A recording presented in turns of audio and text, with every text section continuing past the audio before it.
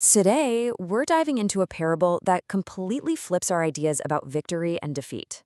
It's a story called The Book and the Sword, a really powerful tale about prophets, idols, and, what it means to have a kind of strength that goes way beyond just staying alive. So, the entire story really boils down to this one single question. And it feels like a total paradox, right? We usually see martyrdom as this tragic end, a total failure to survive. But this story asks us to look at it from a completely different angle. What if the ultimate act of will isn't about survival at all, but something else entirely? And you see this clash in perspective right from the get-go. The prophet Boniface's followers, well, they see his death as a shameful defeat. But through this other philosophical lens, the lens of Zarathustra, it's actually seen as the perfect victory. So to get our heads around this huge difference, we've got to go back to the beginning, to Boniface's first big test. Okay, let's set the scene with Boniface's first great test.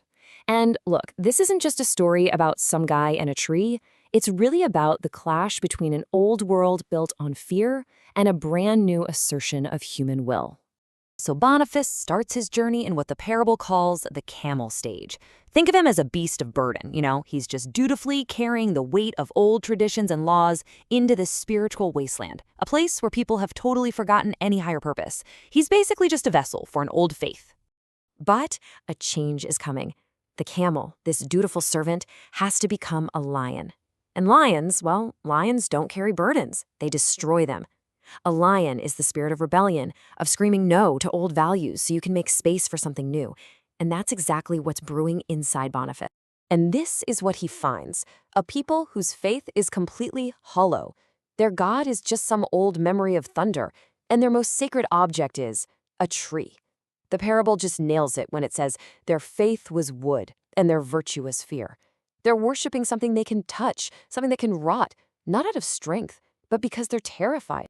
And this is the roar of the lion. Boniface doesn't show up and offer them some nicer, gentler version of their old beliefs. No way.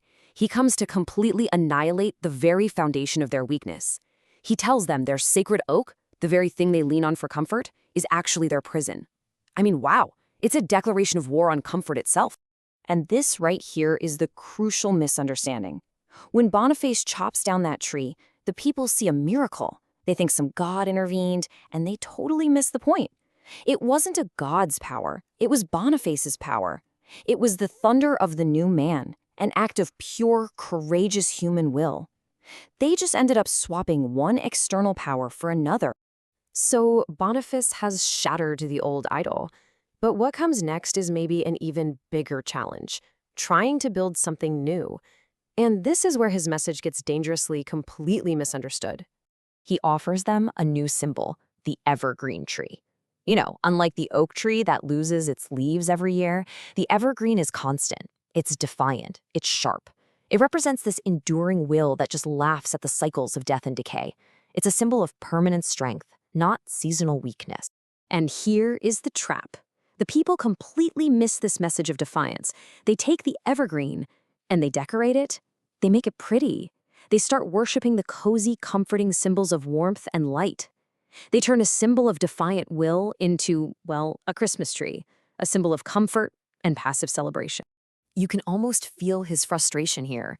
This is Boniface's big moment of realization. He tried to take away their crutch, and they just went and built a new, even more comfortable one. He offered them a sword, and they treated it like a warm blanket. His work here isn't done. In fact, it has failed. He needs to find a totally different kind of audience. So he travels north to the untamed lands of Phrygia. And this sets the stage for the climax of the whole parable, the final and most brutal test of his entire philosophy. Now he's looking for the exact opposite of the last people he met. He's seeking out those who are genuinely strong, whose wills haven't been softened up by fear or the need to be comfortable. He goes to the pagans of Phrygia, a people who live and die by their own strength. And notice how his message has changed here. He's not talking about shattering their idols anymore. Instead, he offers a law that's designed for the strong. The book he's carrying, it isn't a crutch for the weak. He's presenting it as a weapon for the soul, a truth that can only be wielded by the most powerful will. But the Frisians, they see this completely differently. To them, any external law, it doesn't matter how noble it sounds, is a chain.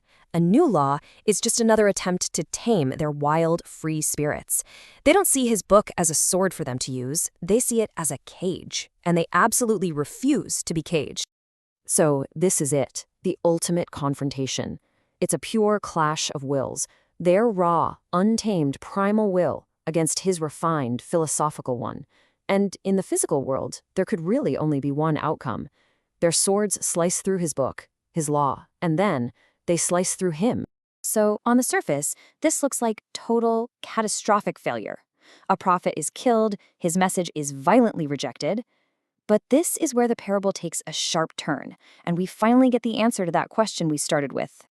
So let's go back to those two perspectives. The disciples just see shame. Their leader was cut down and couldn't even protect himself. But the deeper meaning here is that Boniface's death wasn't something that happened to him. It was the final, willed act of his own philosophy, an act known as self-overcoming. So what is this self-overcoming thing? Well, it's the idea that true strength isn't just about conquering other people, it's about conquering yourself. And that includes the most basic instinct we have, survival. Boniface's will was so complete, so perfect, that it could command its own destruction just to prove its ultimate point. He didn't die for his God, he died as his own will. And this is the final, piercing message of the whole story, symbolized by that image of the book impaled by a sword. Boniface, holding up that book, wasn't some pathetic attempt to shield himself. No, it was a statement. He was demonstrating that a truly powerful idea doesn't need to be defended with force. Its truth is its own defense, even if the body that carries it is destroyed. And that leaves us with a final question to chew on. In a world that's so full of conflict, what ideas, what truths are so pure, so powerful, that they don't need swords or shields to protect them? What ideas can actually stand on their own, even in the face of their own destruction?